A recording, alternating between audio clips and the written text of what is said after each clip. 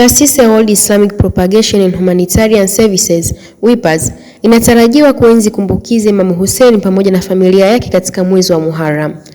Akizungumza na A3 TV, Sheikh Alhamdu ameelezea historia ya mwezi wa Muharram, namna ulivyo na matukio mbalimbali ikiwemo vita vilivyotokea kwa Imam Hussein.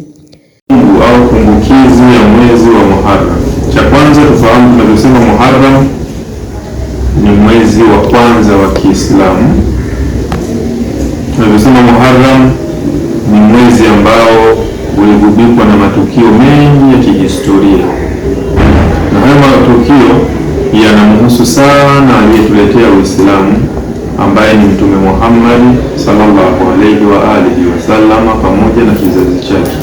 Matukio mabaya mpaka katika moja ya misemo ya Waarabu, maimamu wanasema ya kwamba katika mwezi wa Muharram ilikuwa maswahaba hata vita hawafanyi kwa sababu ya heshima ya mwezi wa Muharram, lakini pakatokea vita vya kuja kumteketeza mjukuu wa Mtume Muhammad ambaye ni Imam Hussein, ambaye kwa imani za Waislamu na madhehebu hasa ya Shia wanaamini Imam Hussein ni imamu wa tatu baada ya Mtume, yani Imam Ali, akaja Imam Hassan, akaja Hussein.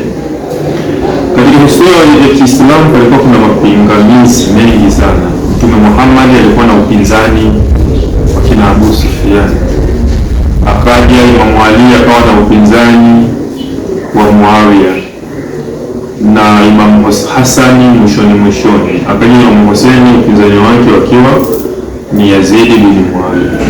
Kwa hiyo umuhimu wa kukumbuka matukio yaliyotokea mwezi wa Muharram, mwezi wa kwanza, hususan haya masiku 10, ni kwamba tunakumbuka dharuba na mabaya yaliyokikumba kizazi cha Mtume pamoja na Mtume mwenyewe, na huo ni utabiri wake. Kwa hiyo Waislamu, mwezi wa Muharram, ujumbe wa kukumbuka ni kwamba cha kwanza hawapaswi kusherehekea kuingia mwaka mpya au mwezi mpya wa Kiislamu kama Januari ya Kiislamu ambayo ni Muharram. Hawapaswi kusherehekea. Kwa nini hawapaswi kusherehekea? Kwa sababu ni mwezi wa majonzi. Tatoa mfano wa kikawaida wa maisha yetu sisi wa Afrika. Tarehe 1 mwezi wa kwanza kwa mfano ni siku aliyofariki mama yako au baba yako au mume wako au mke wako, hiyo tarehe. Na hiyo tarehe ni tarehe ambayo huenda uioa. Inapofika tarehe hiyo, utasherehekea siku yako ya ndoa uliyofunga ndoa, au utasikitika kufa kwa mama yako, baba yako, mzazi wako. Ukishapata jibu hilo, utajua kwa nini Waislamu wanapaswa wanyanyue sauti juu na kusikitika siku aliyokufa kipenzi wa Mtume Muhammad sallallahu alaihi wa alihi wasallam, ambaye ni mjukuu wake kipenzi na ni mtoto wa binti yake pekee, binti yake kipenzi Bibi Fatima az-Zahra alayha salam. Na ndio maana miezi hii na masiku haya kilio chetu sisi Waislamu ni kufikia ile kauli ya Imam Hussein aliyoomba akasema, je, kuna mtu wa kuninusuru? Na sisi kuitikia tunaitikiaje? Tunasema labbaika ya Hussein, labbaika ya Hussein, labbaika ya Hussein. Kwa upande wake, mwanafunzi wa Lailatul Asr Boys Seminary, Mukhtar Ayub, ameelezea umuhimu wa makumbukizi hayo mwezi wa Muharram kuwa ni mwezi wa mafunzo kwa Waislamu wote.